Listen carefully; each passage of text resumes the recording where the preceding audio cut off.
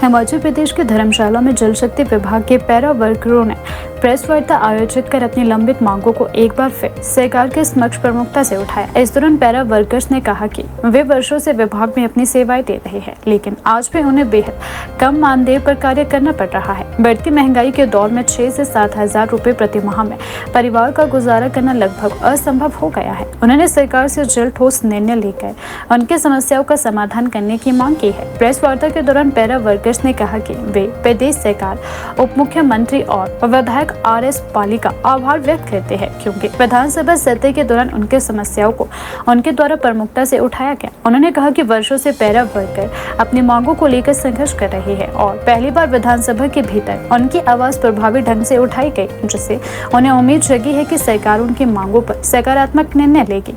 Para workers ने कहा कि विधायक RS बाली ने विधानसभा में जल शक्ति विभाग के पैरा कर्मचारियों की स्थिति को सरकार के सामने रखा और उनकी समस्या को गंभीरता से उठाया। इसके लिए वे उनका विशेष धन्यवाद करते हैं। साथ ही उप मुख्यमंत्री मुकेश अग्निहोत्री का भी उनके द्वारा आभार व्यक्त किया गया।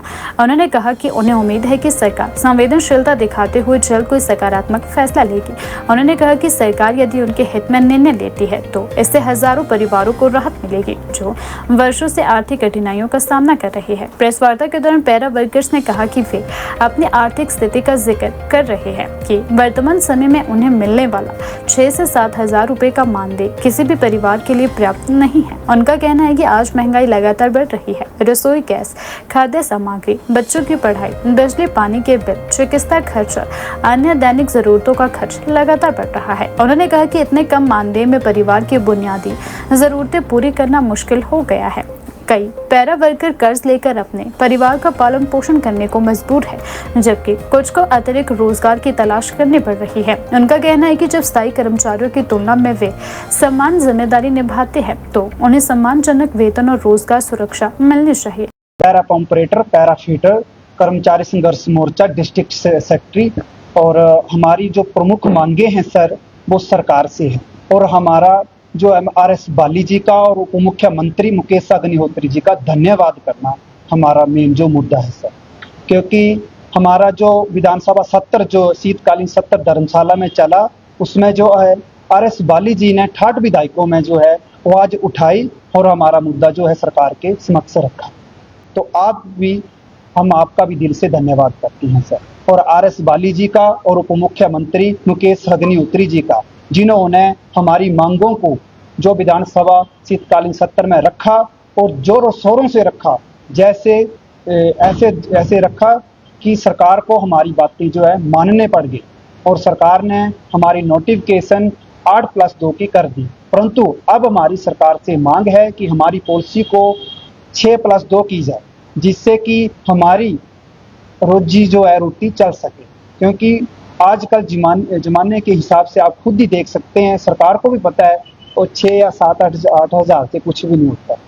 और सरकार से हमारी गुंजाइश है कि हमारी मांगों को वो पूरा करेंगे और मैं RS बाली नगरोटा बगुआ के विधायक का दिल से धन्यवाद करता हूं, क्योंकि उन्होंने जो है हमारा मुद्दा जो सरकार तक पहुंचाया और हमारी नोटिफिकेशन जो है करवाई, जिसके हमारे जो है 121 ऑपरेटर जो है अब इस पॉलिसी के तहत जो है वो फीटर ऑपरेटर वो लाभ जो है उठाएंगे।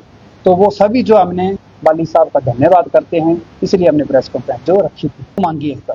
पहले हमारी 6+2 की पॉलिसी और हमारा मिनिमम बेसिक, क्योंकि 6 या 7 हजार से कुछ नहीं बनता है आज के ज़माने में सर। और हम जो है सरकारी कर्मचारी से पहले आते हैं और बाद में जाते हैं, और 18 घंटे जो है हमारे ऑपरेटर और फीटरों से साइट पर जो काम लिया जाता है और हम दिल से काम करते हैं तो और निचले दबके पर काम करते हैं और निचले दबके के हम कर्मचारी हैं। तो हमारी सरकार से मांग है कि हमारी मांगे जो है जायज़ मांगे हैं, और अग्निहोत्री जी ने अपने सम्मेलन रौली में बताया है कि पंप ऑपरेटर और फीटरों की ये जो जायज़ मांगे हैं और इनको सरकार पूरा करे। अब इसमें ये आएगा कि जो हमारे काफ़ी एज के जो ऑपरेटर और फीटर हैं तो उनको जो है OPS का लाभ मिल जाएगा, ये है हमारी मांग। क्योंकि कुछ हम तो कम एज के हैं, कुछ हमारे ऑपरेटर और फीटर है जो उनकी एज जो है वो 36-50 के आसपास, तो जैसे OPS का पैरा कर्मचारी जो है, पैरा फीटर और पैरा पंप ऑपरेटर जो है, ये टेक्निकल फील्ड के एजुकेशन करके सिलेक्ट हुए होते हैं। 2 साल इन्होंने ITI में लगाए होते हैं। तो 8 और +2 की जो पॉलिसी है, 2 साल कम करके सरकार जो इसे 6+2 की बनाए, ताकि हमें कहीं ना कहीं इसका लाभ मिले। सरकार जो कॉमन कैडर बना रही है मल्टीपर्पज की तरह, तो हम तो उसी चक्की में पिस जाएंगे। तो मेरी सरकार से विनती है कि टेक्निकल का जरा ध्यान रखे। तो इसके लिए मैंने सरकार से, ये हमारी प्रमुख मांग रहेगी सर।